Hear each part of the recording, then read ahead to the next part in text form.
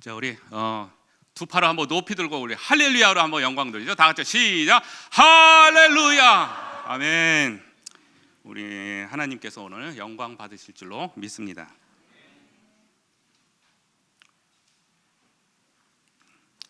네, 이단 대처를 어떻게 할까? 저는 이제 한 30년 정도 이렇게 신문사 기자 생활을 통해서 이단 단체들을 이렇게 취재를 했어요.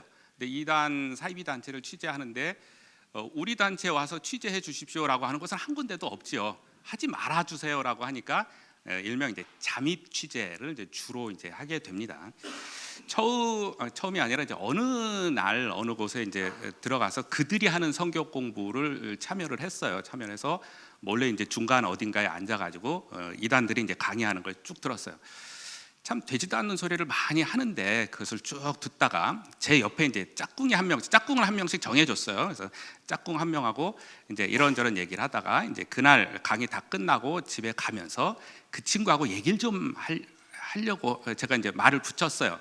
지하철 타러 이렇게 가다가 이런저런 얘기를 하니까 그 친구가 하는 말이, 나도 교회를 오래 다녔는데 여기 와서 강의를 들어보니까 구원의 길이 예수님 말고 다른 곳에도 있다는 것을 믿게 되었다라고 얘기를 해요. 아니, 교회를 안 다니신 분도 아니고 오랫동안 다니셨던 분이 여기 와서 그런 얘기를 하면 안 되지, 이 얘기는 못하고 그러냐 하면서 왜 그렇게 확신하냐 했더니 성경이 그렇게 얘기를 한다는 거예요. 성경이 그렇게 얘기를 해? 그러면서 그 순간에 제가 무엇인가를 이렇게 반박을 해야 되잖아요. 그동안은 제가 이제 기자 신분이기 때문에, 기자는 취재할 때에 논쟁을 하지 않습니다. 그리고 싸워서 이기지 않습니다. 왜? 취재라는 것은 이제 재료를 모아서 가져오는 게 취재예요. 그러니까 싸우면은 들통나니까 취재가 안 되잖아요. 그러니까 취재를 그렇게 하면 못 하는 거예요. 그래서 근데 그날만큼은 너무 이렇게 좀 속에서 끌어오르는 게 있어서 뭔가 반박을 하나 하고 싶었어요. 그 지하철 타러 가다가. 그래서 반박을 하는데 무슨 반박을 할까 하다가, 제가 청년 때서부터 이제 암송을 한 109절을 합니다. 지금도 하고 있어요. 암송을 한 109절 좀 더 넘게 하고 있어요. 그러니까 머릿속에 이제 성경 구절이 핑핑핑 돌아가요. 그런데 제가 알고 있는 암송 구절이 아닌 것 중에서 지금 이 말씀, 사도행전 4장 12절 말씀이 하나 떠올랐어요. 그때는 암송 구절은 아니었었는데 뻔한 이야기지만은 이 구절이 나중에 언젠간 좀 귀하게 쓰일 수도 있겠다라고 해서 몇 번 줄치면서 그냥 여러 번 읽어봤던 거예요. 근데 그 순간 그 구절이 떠올랐어요. 그래서 그분한테 사도행전 4장 12절을 한번 읽어봅시다 라고 했더니 그 친구가 자기 성경책을 펼쳐, 성경책 펴고 한번 얘기해 봅시다. 자기 성경을 펼쳤어요. 사도행전 4장 12절을 딱 피니까 사도행전 4장 12절만 빼고 아래 위로 색필로 막 칠해서 공부를 했어요. 그거 하나를 딱 뺀 거예요. 아니, 사도행전 4장 12절을 읽어보자니까요. 그걸 읽어보는 거예요. 다시 한번 읽어볼게요. 4장 12절, 사도행전 4장 12절.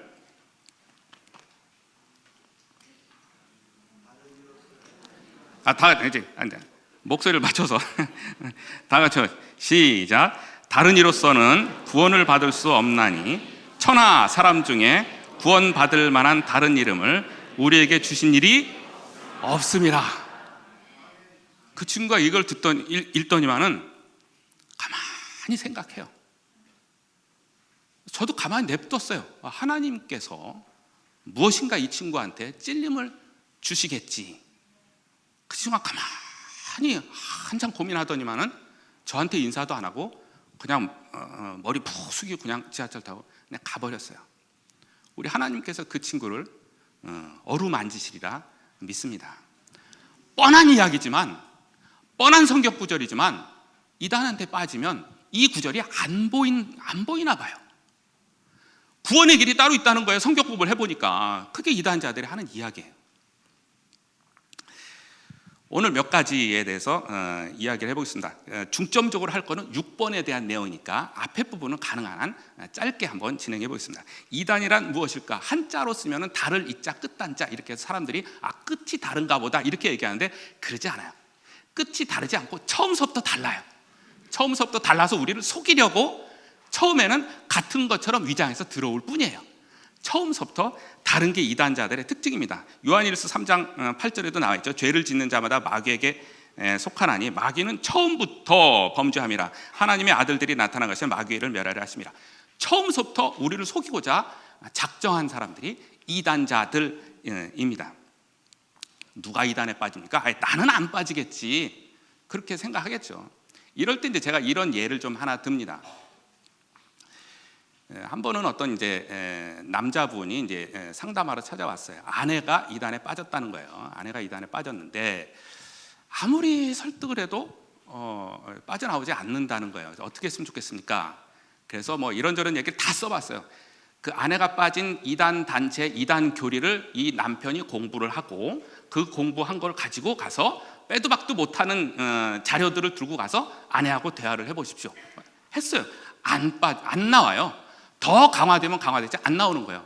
그래서 뭐 이런 협박, 공갈 협박까지 막 시키면서 해보라고 했더니 안 되는 거예요. 하도 안 되고 이 남자는 너무 애가 타고, 그래서 이제 이런저런 대화를 좀 많이 해봤어요.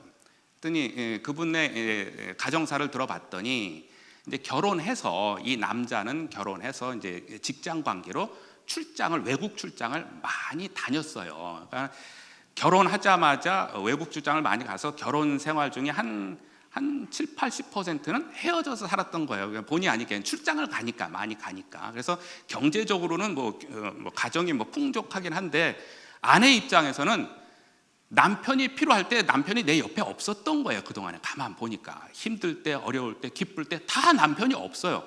그러니까 혼자서 그거를 다 해결하는데 어느 날 뭐 요즘 말로 하면 우울증 비슷한 게 온 거죠. 자기가 힘들 때 남편이 있어야 되는데 남편이 없었던 거예요. 그런데 어느 날 길거리 가다 보니까 아까 목사님께서 말씀하신 것처럼 이단자들이 달라붙었어요. 우리 교회 오면 평안합니다. 우리 교회 오면 행복합니다.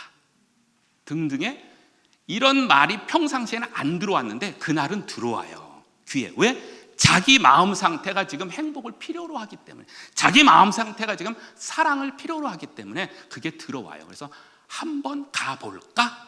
그래서 가요.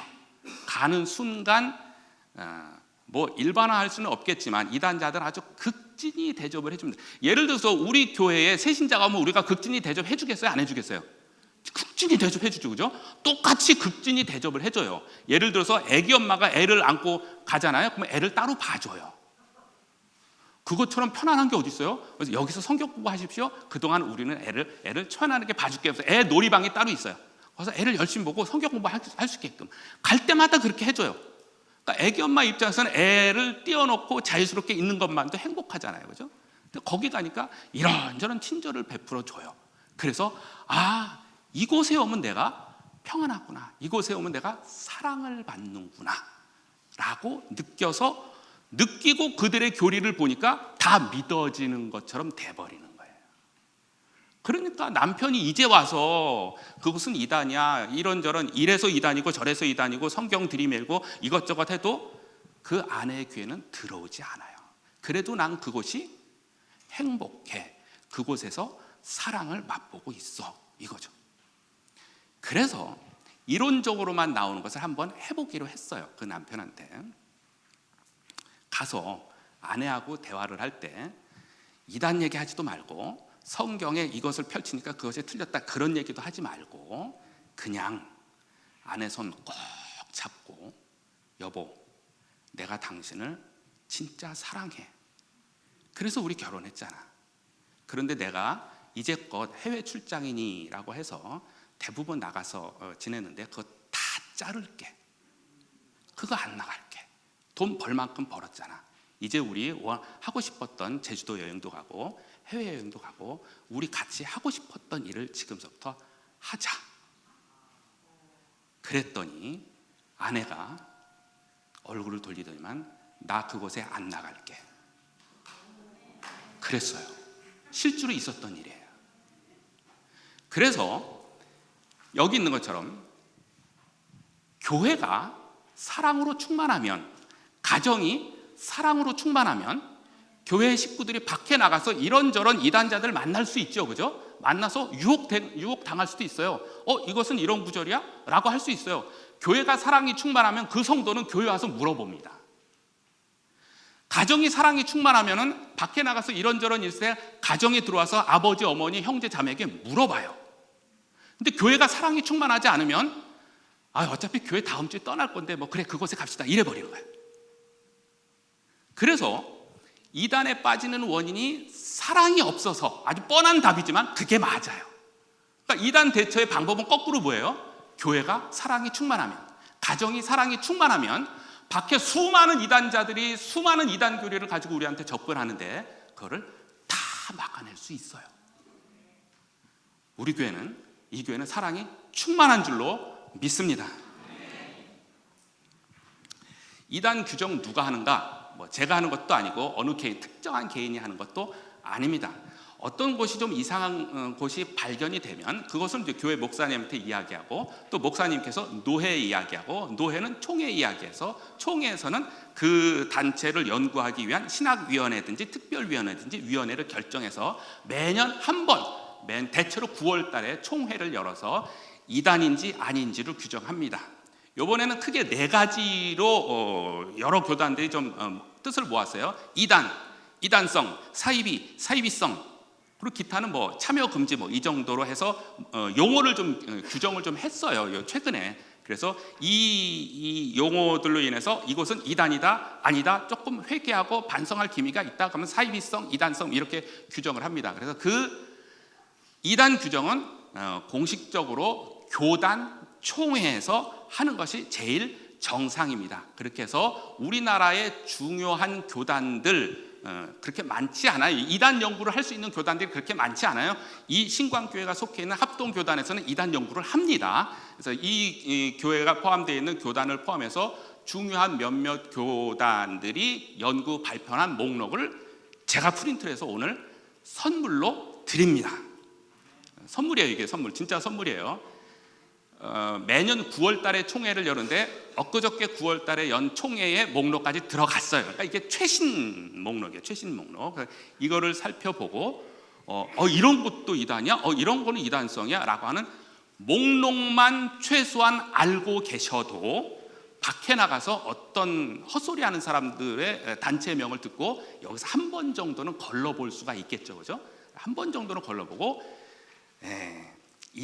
이단을 대처하는 거에 제일 좋은 방법은 일단 이단자들하고 말을 섞지 않는 것이 기본적으로 그것이 이제 정답이에요. 그래서 필요하면은 꼭 교회 와서 목사님들하고 상의하고 그렇게 해야 합니다.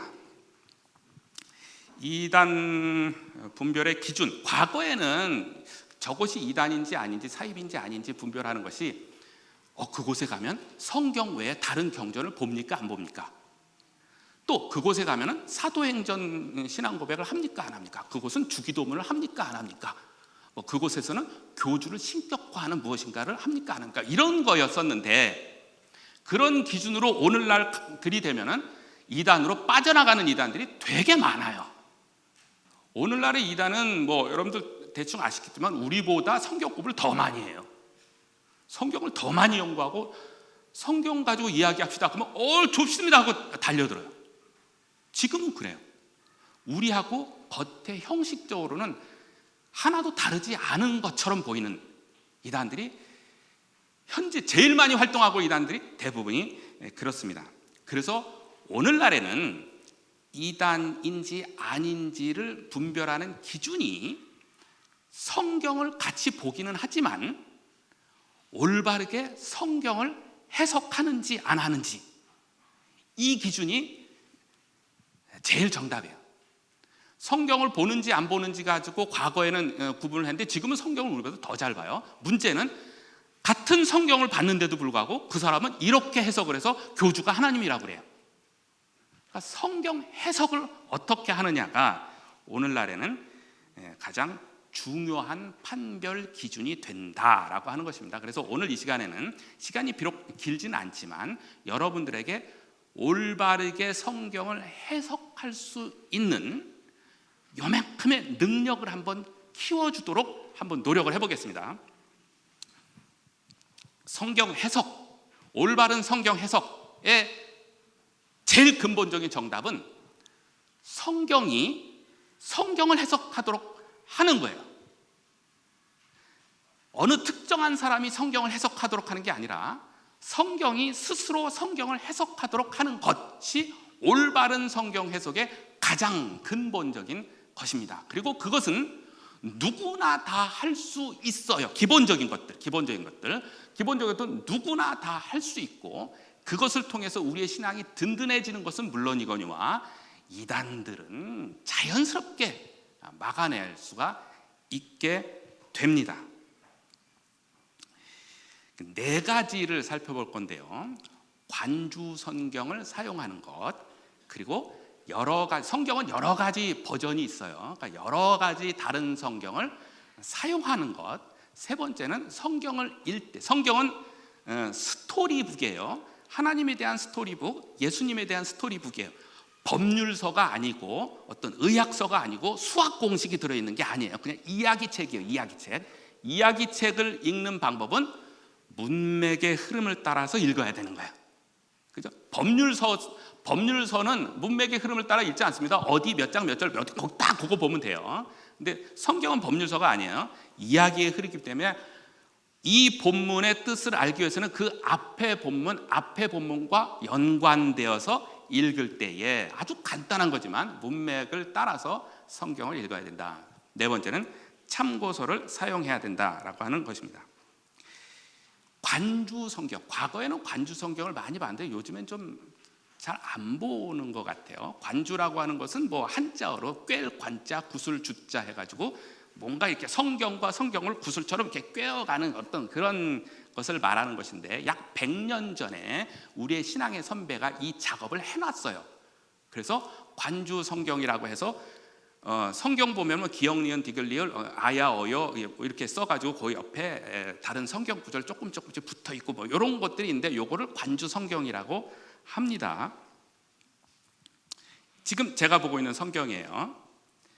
출애굽기 2장을 보면 레위 가족 중에 한 사람이 거기 레위 여자에게 장가들어 그 여자가 임신하여 아들을 낳으니 그가 잘생긴 것을 보고 석 달 동안 그를 숨겼다, 이렇게 나오죠. 자, 레위 자손의 남자 여자가 결혼해서 아이를 낳았는데, 누구겠어요? 모세 이야기예요. 지금 모세 이야기. 모세를 낳았는데 모세를 석 달 동안 숨겼다는 거예요. 그 위에 1장 마지막 절에 보면, 그러므로 바로가 그 모든 백성에게 명령하여 이르되 아들이 태어나거든 너희는 그를 나일강에 던지고 딸이거든 살려두라 했어요. 남자아이가 태어나면 뭐예요? 죽이라고 한 거예요. 누가? 왕이. 바로 왕이 백성들한테 명령을 내어서 남자아이가, 지금서부터 남자아이가 태어나면은 강물에다가 던져 죽이십시오라고 왕이 명령을 내렸어요. 근데 레위 자손의 어떤 젊은 남녀가 결혼해서 아이를 낳았는데 남자아이네요. 뭐 이름은 나중에 모세라고 붙이겠지만 남자아이가 태어났는데 그를 석 달 동안 숨겼어요. 이게 가능한 일입니까? 석 달 동안 숨기면은 그 아이가 죽는 것은 물론이거니와 그 집안 자체가 몰살당해요. 그걸 잘 알고 있는 이들이 아이를 석 달 동안 숨겼대요. 왜요? 성경 본문을 보니까 2장 2절에 이렇게 있죠. 그가 잘생긴 것을 보고 석 달 동안 그를 숨겼으니. 갓난아이가 잘생겼으면 얼마나 잘생겼어요? 응애 하고 태어난 애가 얼마나, 부모님 입장에서는 잘생겼다고 보여지겠지만 얼마나 잘생겨서 가족 전체의 목숨을 걸고 석 달 동안 숨기겠습니까? 이게 가능한 일이에요? 있을 수 없는 일이에요. 그런데 관주 성경을 보면, 제 성경이 이게 관주예요. 관주 성경을 보면 그가 잘생긴 것, 그의 땡하고 으라고 표현되어 있고, 그 으 옆으로 싹 넘어가면 사도행전 7장 20절이라고 표현되어 있어요. 그러니까 사도행전 7장 20절에서 지금 이 사건을 말해주고 있다는 거예요. 그래서 사도행전 7장 20절을 찾아보면, 그때에 모세가 낳는데 하나님 보시기에 아름다운지라 그의 아버지 집에서 석 달 동안 길리더니, 이렇게 나와요. 그러니까 사도행전의 저자 누구겠어요? 누구예요? 누가예요. 누구냐면 누가예요.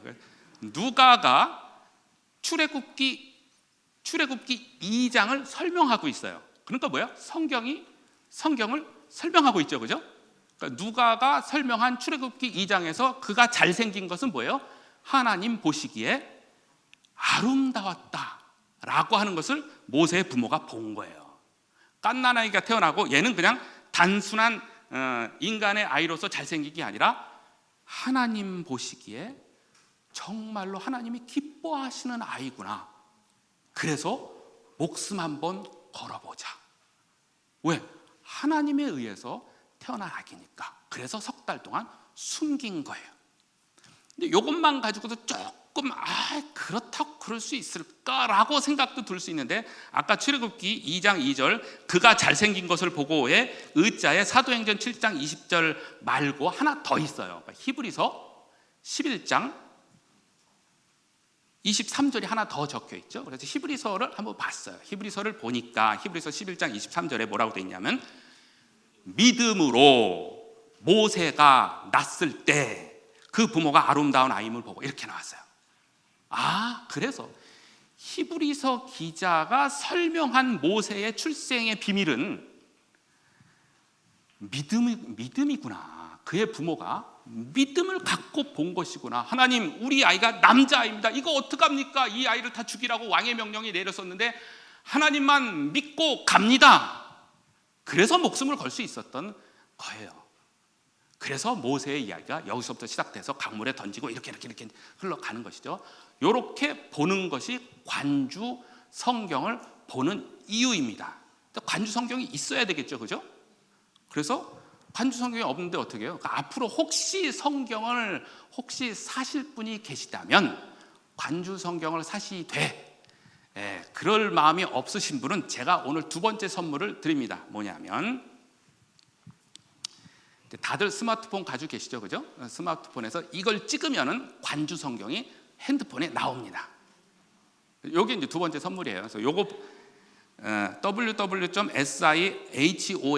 거기 오늘 프린트물에 적혀 있죠, 그죠?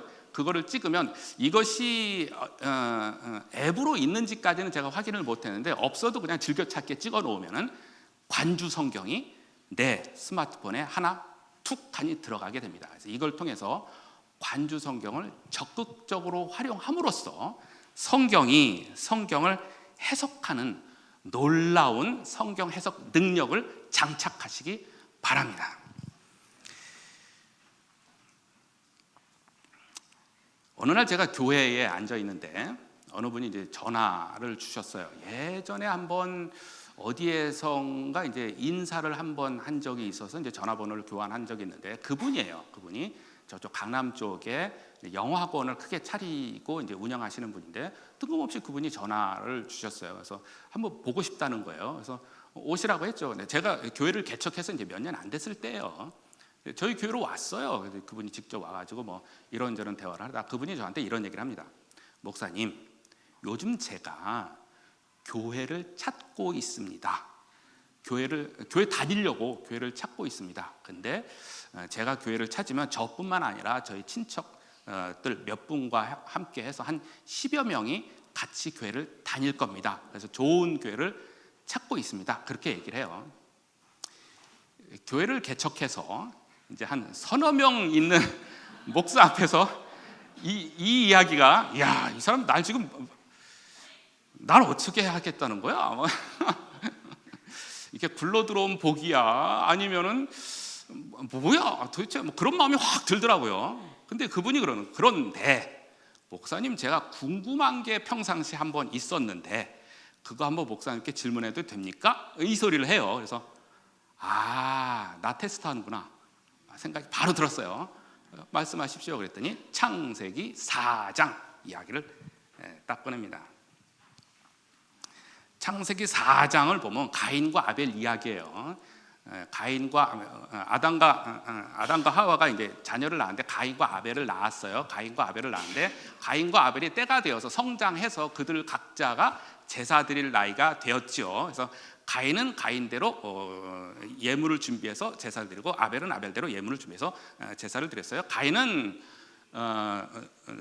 농업을 했기 때문에 농산물로 제물을 드렸고, 아벨은 이제 목축업을 했기 때문에 어린 양의 첫 새끼와 그 기름으로 해서 이제 제물로 해서 이렇게 드렸어요. 그런데 하나님께서는 아벨의 제사는 받았고 가인의 제사는 받지 않았어요. 이게 이제 창세기 4장 전반부 내용이에요. 그러면서 이제 이분이 저한테 그런 거예요. 왜 하나님께서는 가인의 제사는 받지 않고 아벨의 제사는 받았습니까? 이 질문한 거야. 요거 듣자마자 제가 어디서 왔구나 내가 바로 알았어요. 오늘날 한국교회에서 가장 문제되는 이단 단체, 그곳에서 왔어요. 그랬어요. 이 문제는 이제 많이들 이렇게 오해하시는 분들이 꽤 있어요. 왜 하나님은 가인의 제사는 받지 않고 아벨의 제사는 받았을까에 대한 것이죠. 어떤 분은 하나님은 그 피 흘림의 제사를 원했지 농산물의 제사를 원하는 게 아니다라고 해석하시는 분들이 계는데, 피 흘림의 제사는 지금 창세기잖아요. 창세기 이후 레위기 이후서부터 나오는 거예요. 그러니까 이때는 그게 적용이 되지 않아요. 또 어떤 분은 그런 거예요. 가인은 농산물 한 덩어리를 드렸고 아벨은, 성경에 그렇게 나오죠. 양의 첫 새끼와 기름을 드려 2개를 드렸잖아요. 많이 드렸기 때문에 하나님이 그걸 버리고 요걸 버리고 요걸 취한 겁니다. 창세기 4장을 아무리 읽어봐도, 누워서 읽어보고 엎어져서 읽어보고 뒤집어서 읽어보고 아무리 읽어봐도 답이 없어요. 왜 하나님은 아벨의 제사는 받고 가인의 제사는 받지 않았을까요? 이걸 어떻게 해결해야 될까요? 이때 관주가 도움을 줍니다. 제 성경에 이제 표시되어 있죠. 아벨과 그의 제물의 기억자라고 표시가 딱 돼 있어서 그 기억자를 따라갔더니 히브리서 11장 4절로 연결이 되어 있어요. 그러니까 히브리서 기자가 가인과 아벨의 이야기도 히브리서 기자가 써놨어요. 그래서 히브리서 11장 4절에 보니까, 역시 히브리서 11장은 믿음의 장이에요. 믿음의 장. 히브리서 11장 4절에 보니까 믿음으로 아벨은 가인보다 더 나은 제사를 하나님께 드림으로, 이렇게 나와 있어요. 창세기 4장에 미처 다 설명해 놓지 않은 것 중에 하나가 뭐예요? 아벨과 가인의 제사에 드린 특징의 다른 점. 아벨은 믿음으로 드렸다라는 것이 성경을 해석하도록 하는 방식입니다. 성경을 읽고 이 관주 성경 하나만 가지면은 끊임없이 성경 공부할 수 있어요. 혼자서 막 하루 종일 할 수 있어요. 하루 종일. 물론 관주가 모든 것을 다 말해주고 있지는 않아요. 그래서 다 말해주고 있지 않은 것은, 제 성경에는 제가 옆에다가 관주를 하나 더 써놓기도 했어요. 없는 것들 이렇게 제가 찾아서 이제 써놓기도 하고, 그래서 저만의 관주를 또 만들어내기도 하고 그렇게 했습니다. 그래서 성경을 해석하도록 하는 것이 올바른 성경 해석의 가장 베이직한 것. 그리고 그것에 도움을 주는 방법이 이제 관주 성경이고, 관주 성경이 누구나 있어야 되는데 오늘 제가 선물로 하나 드렸습니다. 두 번째, 우리는 지금 한글 성경을 보고 있잖아요. 개역 개정판 성경을 보고 있어요. 근데 지금 우리가 보고 있는 성경은 맨 처음에 쓰여진 성경에서 복사해서 그 당시는 복사기가 없었으니까 사람들이 손으로 베낀 거예요. 손으로 베끼다가 하나님이라고 하는 단어가 나오면 그걸 못 쓰고 가서 손을 씻고 와서 다시 하나님께서 어쩌고 저쩌고 하다가 하나님 나오면 다시 펜을 놓고 가서 손을 씻고 와서 하나님, 이 정도로 어떤 신앙심을 갖고 베끼고 했겠어요. 그 베낀 책을 가지고 또 베끼고. 왜? 성경은 갖고 싶고 복사기는 없고 하니까 손으로 베끼고 했어요. 그러면서 조금씩 오탈자들도 나오겠죠, 그죠? 어쨌든 그렇게 해서 복사한 것이 지금 오늘 우리에게는 번역해서 왔어요. 그러니까 지금 우리가 갖고 있는 성경은 복사본의 번역본이에요. 그러니까 원본이 있다면 맨 처음에 원본은 없어요. 그 계속 복사본만 계속 있는 거예요. 맨 처음에 원본에 비하면 오늘 우리의 성경은 복사 번역본이기 때문에 조금 차이가 있겠죠. 그래서 우리가 가능한 대로 원본을 좀 보고 싶은 마음이 있어서 우리가 여러 성경을 참고해 보는 겁니다. 번역하는 사람도 해석자이고 옮긴 사람도 해석자의 범위에 다 포함되어 있어요. 그러니까 여러 사람의 해석자들의 의견, 성경을 참고해서 보는 것입니다. 왜 그러냐면 이래요. 여기도 써놨지만 예를 들어서 제 이름은 장훈철 목사예요. 어떤 사람이 장훈철 목사는 참 잘생겼어 라고 했더니 B라는 사람이 당근이지 라고 말을 했어요. 했다고 해봅시다. 이 두 말을 한글로 적었어요. 장훈철 목사는 참 잘생겼어, B는 당근이지. 이것을 2000년 후에 사람이 읽고 해석할 수 있을까요? 또는 이것을 지금 당장 영어로 번역해 봅시다. 장훈철 목사는 잘생겼어. 영어로 번역했어. 그 다음에 B가 말한 거 당근이지를 영어로 어떻게 번역할까요? It is DANGGUN 이렇게 쓰면 영어 쓰는 사람이 알아들을까요? 아니면 It is carrot 이렇게 쓰면 이게 뭐 보험회사 나오는 거야, 상품이 소개하는 거야, 뭔 말이야. 또는 어떤 사람은 of course 이렇게 쓸 수 있어요. 어떻게 번역하는 것이 제일 맞을까요? 이런 데서 번역의 문제가 생깁니다. 그래서 맨 처음 기록된 성경을 있는 그대로 번역하는 것, 이것을 직역이라고 해요. 해석은 읽는 사람의 능력에 따른 거예요. 읽는 사람이 알아서 해석해야 돼요. 그래서 It is DANGGUN 이라고 번역하면 직역이에요. 직역. 그 다음에 이것을 의미 있게 번역하는 것, of course라고 번역하면 그것을 의역이라고 합니다. 그 중간 적당한 것을 택하는 것이 이제 역동적인 번역이라고 그래요. 그때가 조금씩 다르게 번역한 것들. 그래서 우리가 잘 알고 있는 킹 제임스 버전이라고 하는 것은 직역의 대표적인 성경이고, 전 세계에서 가장 많이 읽는 영어 성경 NIV는 역동적인 번역에 해당이, 주로 꼭 그렇게 들어맞는다 그러진 않아요. 성경 본문에 따라 또 왔다 갔다 하니까는 조금씩 다를 수 있어요. 그리고 굿뉴스 바이블이라든지 NLT라든지 이런 것들은 이제 의역에 해당됩니다. 한국어 성경으로는 우리가 지금 보고 있는 성경, 개역 개정판 성경은 주로 직역 쪽에 조금 더 가까워 보여요. 직역 쪽에 조금 가깝고, 이제 의역에 해당하는 대표적인 성경이 개신교하고 천주교하고 공동으로 번역해서 만든 공동 번역 성경을 읽으면은 동화책 읽는 것 같아요. 그거 읽으면 정말 이해가 잘 돼요. 왜? 오늘 우리에게 맞는 언어들을 썼기 때문에. 근데 그 성경을 읽으면은 진짜 성경이 이런 말을 했을까? 그렇게 의심을 들만 해요. 그러니까 다시 직역을 봐요. 근데 직역을 보면 뭔 말인지 이해가 안 가요. 그러니까 다시 의역을 봐요. 그럼 의역을 쭉 읽으면 진짜 이럴까? 라고 해요. 그 중간을 잘 선택한 게 역동적인 번역 성경입니다. 그래서 이 모든 이 성경을 각각 우리가 참고하면서 우리가 알고 싶은 건 뭐예요? 원래 하나님의 말씀, 이것을 추론해 가는 거예요. 원래 하나님은 어떻게 말씀하셨을까? 그리고 그것이 오늘 우리에게 해당되는 의미는 무엇일까를 찾는 것이 우리들의 목적입니다. 이단자들은 원래의 의미를 찾지 않아요. 오늘 성경을 읽고 막 느낌이 와.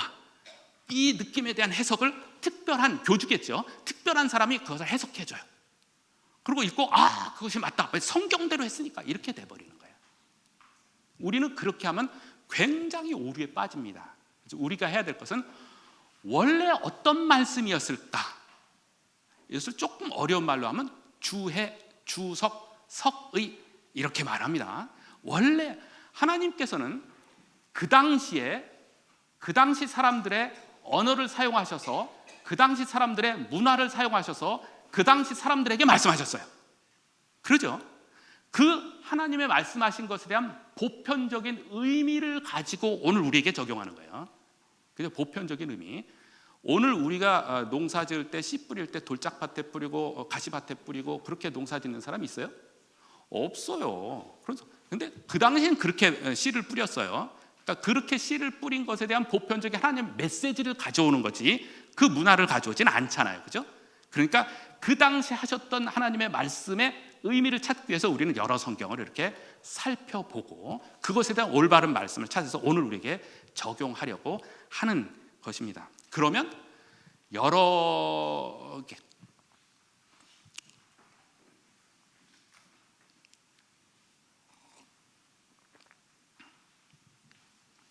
여러 개의 성경이 있어야 되겠죠, 그죠? 그래서 오늘 세 번째 선물을 드립니다. 여러 개의 성경을 지금 바로 드립니다. 참 인터넷 시대가 이래서 좋아요. 성경 공부하려고 하는데 자료가 없다라고 말할 수가 없어요. 이제 바이블허브.com에 들어가면 웬만한 성경 다 들어있습니다. 물론 한국 성경 말고 영어 성경으로, 그리고 원문 성경이라고 하는 히브리어 성경, 헬라어 성경도 여기 다 들어가 있어요. 그러니까 찾으면 다 나옵니다. 스마트폰에 다 들어가 있어요. 그리고 제가 자주 사용하는 스마트폰에 앱이 있어요. BLB라고 하는 이 앱, 사과폰에도 있고 삼성폰에도 있고 앱이 다 있습니다. 요거 하나 앱 다운받아 놓으면은 필요할 때 뭐 거의 모든 성경을 여기서 다 찾아볼 수가 있어요. 그래서 요거 하나 또 세 번째로 선물로 드립니다. 그래서 이것을 통하여서 이 말씀에 대해서 직역 성경, 그러니까 원래의 의미와 비슷한 성경은 무엇일까? 우리가 뭐 히브리어 성경을 보고 싶고 헬라어 성경도 보고 싶겠죠, 어느 날, 그죠? 근데 그 히브리어와 헬라어를 읽을 수 없잖아요, 그죠? 그럴 때에 그 대안으로 하는 것이 직역 성경입니다. 직역 성경은 대체로 그냥 히브리어 성경, 헬라어 성경을 그대로 갖다 놨어요. 그대로 영어로 갖다 놨어요. 그러니까 그것이 무슨 뜻인지는 우리에게 주어진 숙제이고, 그러려면 다시 또 의역 성경을 보면 돼요. 그래서 이걸 통하여서 원래의 하나님의 말씀이 무엇인지를 가능한 범위 내에서, 우리 안에서 가능한 범위 내에서 찾아볼 수 있는 능력을 키울 수 있게 됩니다. 자, 성경을 한번 펴보시고 야고보서 1장을 한번 보겠습니다. 야고보서 1장. 야고보서 1장 1절에서부터 15절까지 지금 빠르게 읽으면서 시험이라고 하는 단어가 나와요. 몇 개 나오는지 한번 세어보십시오. 야고보서 1장 1절에서부터 15절까지 시험이라고 하는 단어가 나오는데 몇 개가 나옵니까?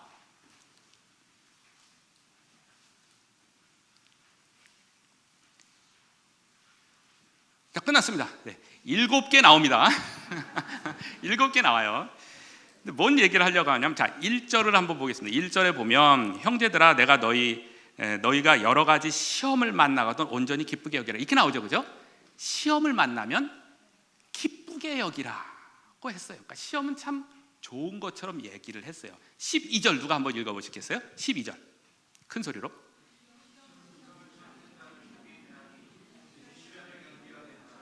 시험을 참는 자는 복이 있대요.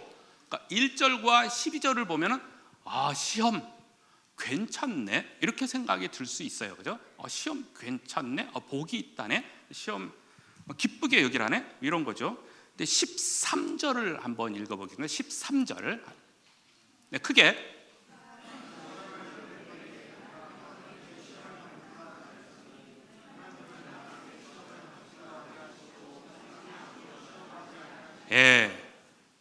시험을 받을 때 하나님께 받는다고 생각하지 말래요. 시험은 마귀가 주는 것처럼 되어 있어요. 그러니까 1절과 12절에서 말하는 시험의 뉘앙스, 의미와 13, 14절에서 말하고 있는 시험은 전혀 다른 의미예요.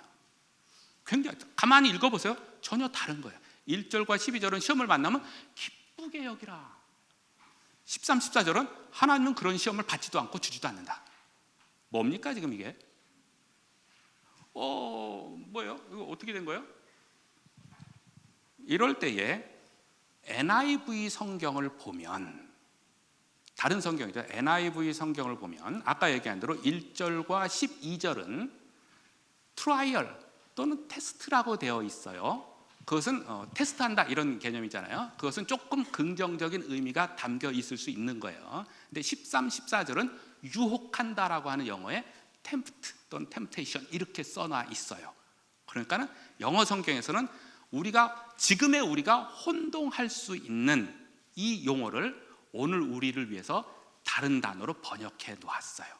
그래서 이걸 통해서 하나님이 우리에게 테스트하는 것은 우리의 믿음을 더욱더 연단시켜서 강하게 하려고 하는 것, 우리가 이해를 할 수 있고, 템프트, 유혹한다는 것은 하나님이 주시는 것이 아니고 마귀가 주는 것인데 그것을 통해서 우리를 믿음을 떨어뜨리려고 하는 것이구나 라고 친절하게 잘 번역을 해 놓았어요.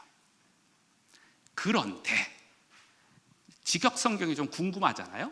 직역은 그러면 어떻게 됐을까? 원문에는 어떻게 돼 있을까라고 하는 마음에서 킹제임스 버전을 보면, 킹제임스 버전에서는 다 템프트라고 돼 있어요. 우리 한글 성경과 똑같이 다 템프트라고 돼 있어요. 그리고 굳이 헬라어 성경을 찾아본다면 헬라어 성경도 다 똑같이 템프트에 해당하는 용어로 다 그렇게 기록되어 있어요. 그러니까 이걸 통해서 우리는 뭘 알 수 있냐면, 당시 사람들은 시험이라고 하는 이 용어가 어디서 오는지를 구분해서 들을 수 있었다.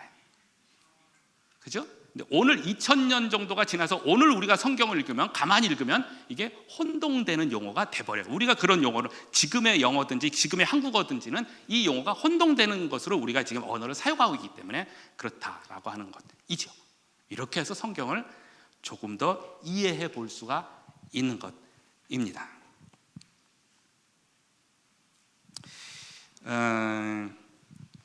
여호와의 증인과 우리와의 어떤 그 차이점 중에 대표적인 것이 예수님을 하나님으로 보느냐? 제가 요거는 좀 다시, 예수님을 하나님으로 보느냐, 아니면은 그 작은 하나의 신적 존재로 보느냐, 뭐 이 부분에 달려 있어요. 대표적인 성경 구절이 잘 알려져 있는 거죠. 요한복음 1장 1절이에요. 요한복음 1장 1절을 보면, 태초에 말씀이 계시니라, 이 말씀이 하나님과 함께 계셨으니 이 말씀은 곧 하나님이시니라. 제가 여기에는 못 띄워놓고 프린트물에는 아마 해놨을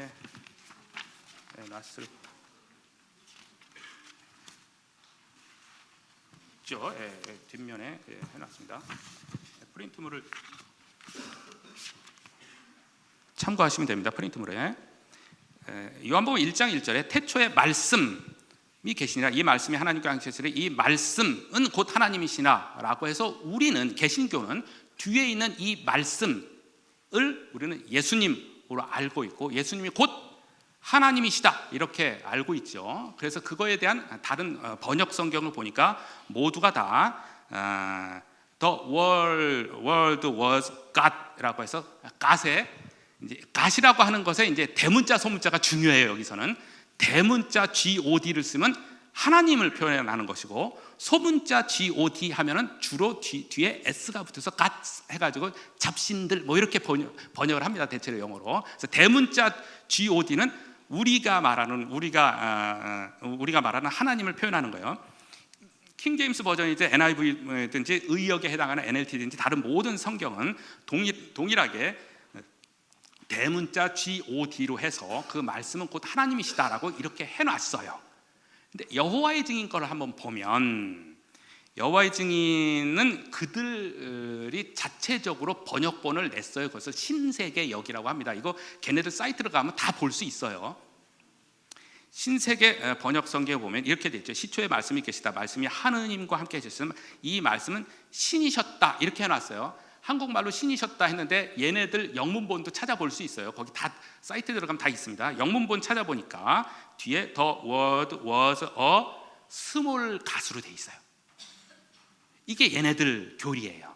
스몰 가시, 그러니까 잡신들의 한 명 또는 신적인 존재에 불과하다, 이 표현이에요. 이것이 얘네들이 그냥 한국말로는 신이었다 이렇게 표현하는 것이 우리하고 동일하게 번역했는데 이게 아니고 영어본을 보면은 스몰 god로 되어 있어요. 다른 성경, 요한복음 다른 성경에도 예수님이 하나님 되심에 대한 표현으로서 얘네들은 다 스몰 god로 써놨어요. 스몰 god로 써놨어요. 그것이 우리하고 이제 다른 부분입니다. 그래서 이 성경에 대한 해석 차이로 여호와의 증인은 예수님을 하나님으로 보지 않고 신적인 존재나 잡신들 중에 한 명으로 그렇게, 또는 어떤 선지자 중에 한 명 정도로만 보고 있어요. 우리는 성경 그대로 하나님, 라지 God 이렇게 우리는 믿고 있고 그렇게 표현하고 있죠. 이렇게 했더니, 제가 이렇게 설명을 했더니 여호와의 증인 신도 중에 한 명이 저한테 감히 태클을 한번 걸었어요. 헬라어 성경을 보면 장훈철 목사님이 잘 모르시는 것 같은데 헬라어 성경을 보면 뒤에 있는 하나님에 대해서는 관사가 없습니다. 그러니까 스몰 god가 맞습니다. 이렇게 해놨어요. 이제 그거까지 그들이 그대로 배워서 그대로 저한테 하는 거예요. 그 사람이 정말 헬라어 자체를 읽을 수는 있었는지는 모르겠어요. 그래서 굳이 헬라어 성경을 요한복음 1장 1절을 그렇게 써놨습니다. 그래서 밑줄 친 것에 보면 앞에 떼오스, 톤은 이제 관사고 떼온이죠. 떼온은 목적어예요. 그래서 헬라어로 떼오스를 이렇게 쓰는데 그 앞에 세타가 있죠. 세타를 띄어서 우리가 종종 강의할 때 하나님을 할 때 세타 하나 딱 쓰는 게 이거예요. 그래서 하나님 세타 표현하고 이렇게 쭉 씁니다. 성탄절이 오면 우리가 성탄절을 표현할 때 엑스, 찍, 마스 이렇게 쓰잖아요. 엑스가 무슨 뜻이에요? 그렇죠. 헬라어로 그리스도를 크리스토스라고 했을 때 첫 글자가 X처럼 되어 있어요. X는 아닌데 굳이 영어로 하면 X처럼 되어 있어요. 크리스토스의 X, 마스, 크리스마스 이렇게 쓴 거예요.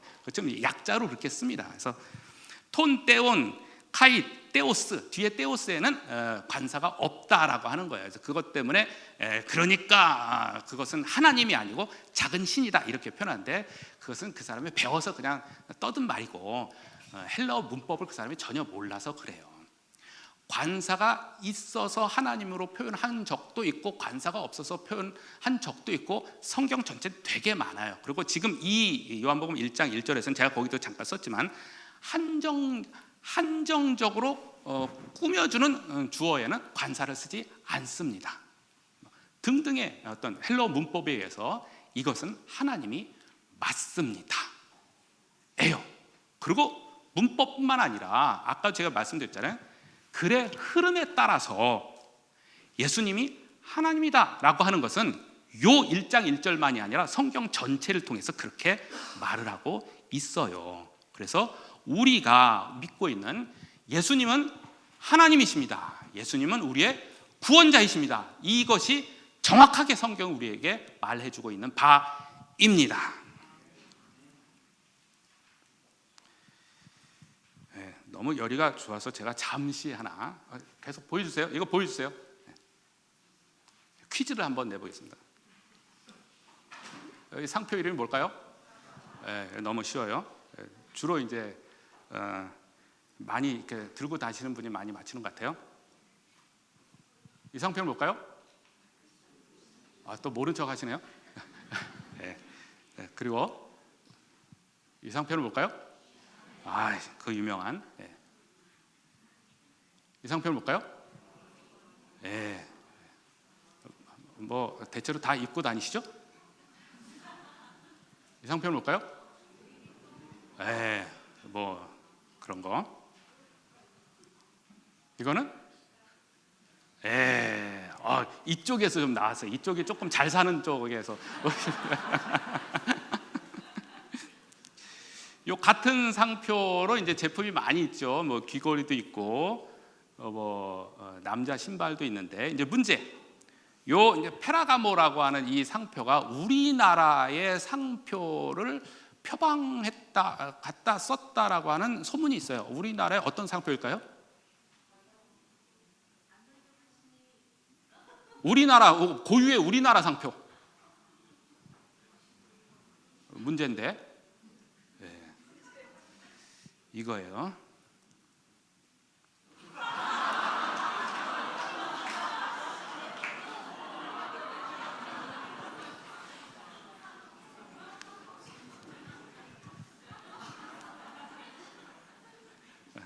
자부심 있게 농협을 잘 사용합시다. 자, 그다음에 문맥을 따라 우리 성경을 읽자라고 얘기를 했죠. 문맥을 따라 성경 읽자.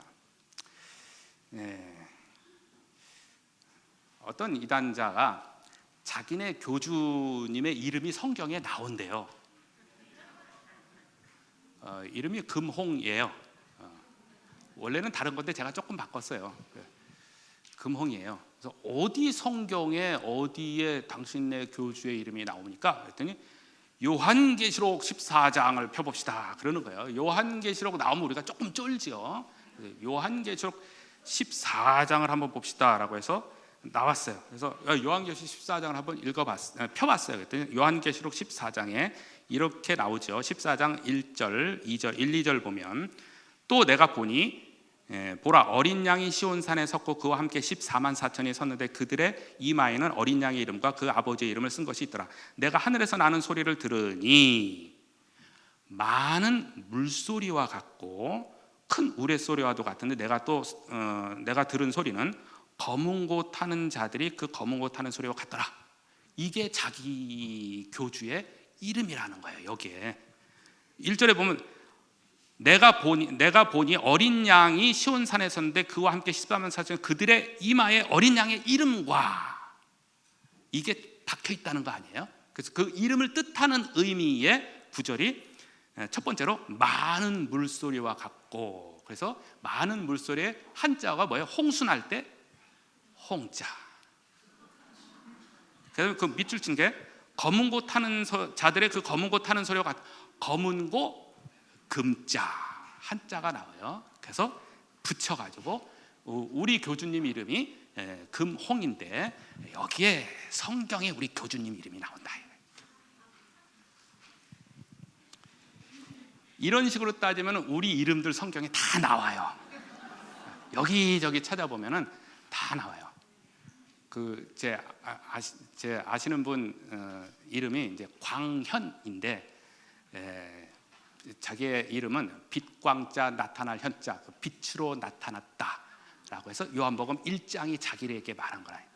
거기 나오잖아요. 빛으로 나타난 거. 이런 식으로 이름이 나온다는 거예요. 그래서 그렇습니까? 당신네 교주 이름이 거기 나오는군요. 근데 그 이름이 진짜 거기에 있는지 다시 한번 잘 읽어봅시다. 그래서 읽어보기로 했어요. 제가 실제로 신자 데려놓고 제가 읽었어요. 자, 좋습니다. 그것이 당신의 교주 이름이라고 해봅시다. 요한계시록 14장 1, 2절이. 그러면은 첫 번째 많은 물소리와 같고 홍자 좋아요. 홍자 좋아. 홍자라고 해봅시다. 그런데 빠뜨린 게 하나 있어요. 뭐요? 그 사이에 우레소리와 같은 큰 우레소리와도 같은 데를 왜 빼먹으십니까? 큰 우레소리와도 같은 데를 넣어야죠. 그건 빼먹어야 될 이유가 없잖아요. 그래서 대체로 우레뢰자를 쓰기도 해요. 다른 거 써도 아무 상관없어요. 우레뢰자를 쓰고 집어넣고 그 다음에 검은 곳 하는 거 금자 써봅시다. 그러면 이름이 뭐예요? 금레홍. 그 사람이 하나님입니다. 당신은 그 교주를 버리고 금레홍이라는 사람을 찾으십시오. 그 사람이 진짜 하나님. 성경은 흐름이 있어요. 흐름대로 찾아서 읽는 것 가장 기본적인 것이지만 많은 사람들이 성경을 이렇게 법률서처럼 어디 몇 장 몇 절 딱 찍어서 그거 하나 외우고 어디 몇 장 몇 절 이런 식으로 외우고 그런 경우가 좀 있어요.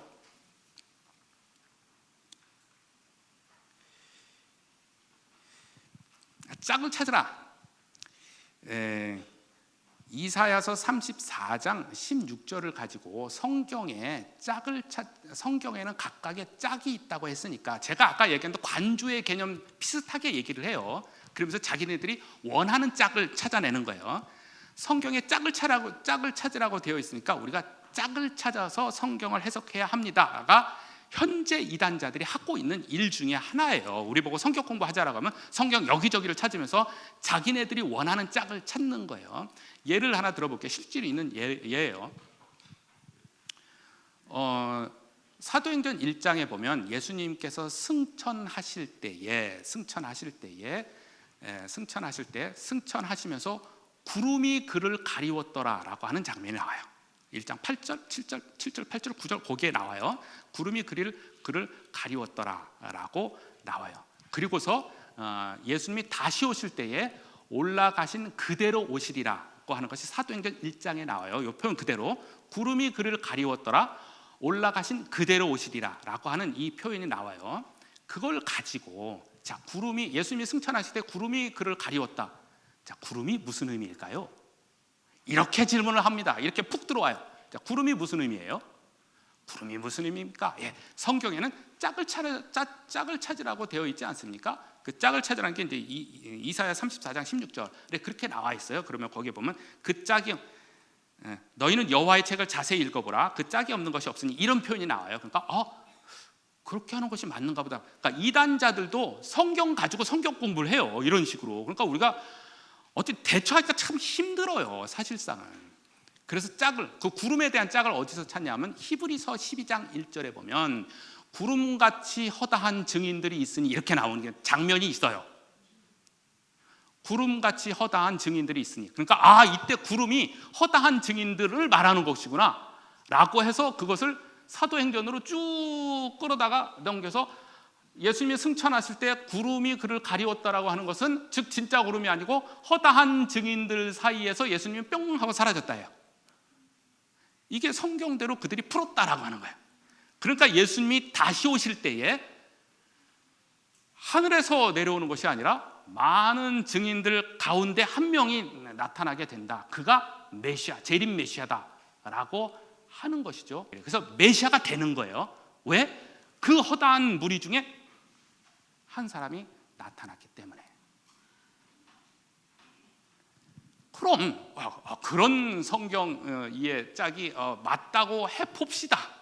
그러면 이스라엘 백성이 애굽에서 나올 때에 낮에는 구름 기둥이요 밤에는 불 기둥으로 나왔다가 오면 그걸 거기다 갖다 대면 낮에는 사람 기둥으로 백성을 인도했다라고 하는 게 나오는데 그게 맞습니까?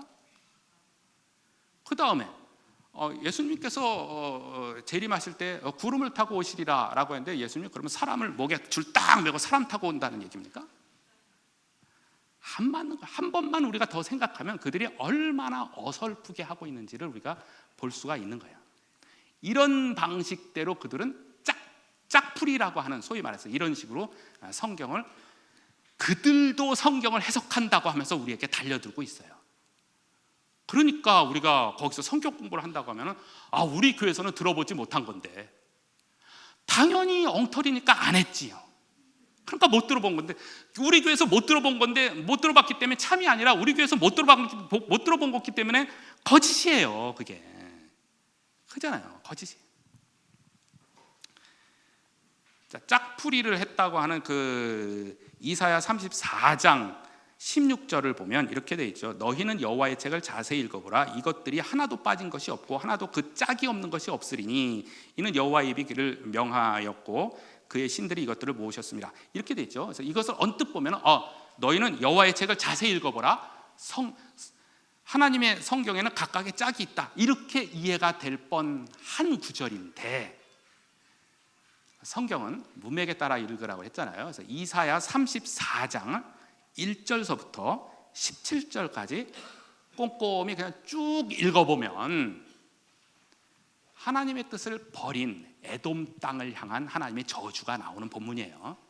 에돔 땅을 향한 하나님의 저주가 나오는데 사람들은 살 수가 없고 각 동물들만 사는데 동물들이 각각의 짝을 이루어서 산다. 사람은 살 수 없는 멸망의 땅이 된다라고 하는 뜻이에요. 성경 이곳저곳에 짝을 찾아서 해석하라고 하는 말이 아니에요.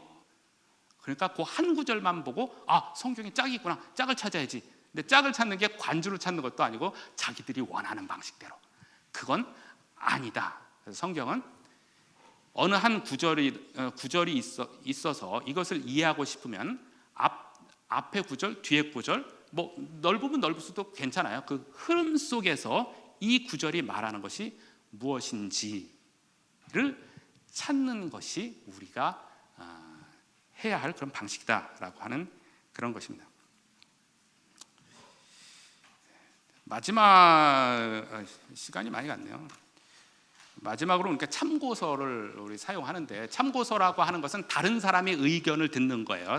참고서는 다 다른 사람의 의견이에요. 그래서 시중에 많은 소위 주석서라고 있잖아요. 주석서 많이 있는데 아무거나 택하지 마시고 그렇게 아무거나 막 택하지 마시고 특별히 성경 밑에 적혀 있는 여러 가지 참고 내용 있잖아요. 성경 밑에 있는 거 가능하면 그거 참고하지 마시고 주석서를 굳이 보신다면 WBC 주석이라고 하는 게 있어요. 목사님들께 물어보면 돼요. 그거든지 아니면 굳이 내가 혼자 공부를 좀 해서 좀 참고서가 필요하다라고 한다면 요즘에 유행하는 스터디 바이블이라고 하는 게 있어요. 좀 두꺼워 비싸요. 그거 스터디 바이블 종류가 굉장히 많아요. 그래서 그것도 이제 목사님들께 한번 추천 받으셔가지고 한번 보시고, 오늘 강의 내용 전체를 포함해서 제가 작년에 책을 한 권 냈는데 이거예요. 성경 해석. 누구나 성경을 해석할 수 있는 이 4단계라고 하는 제목이 했는데, 요거는 거의 참고로 보실 분은 이제 거기 들어가셔서 이제 구입하시면 됩니다. 오늘 강의 여기서 마치겠습니다. 감사합니다.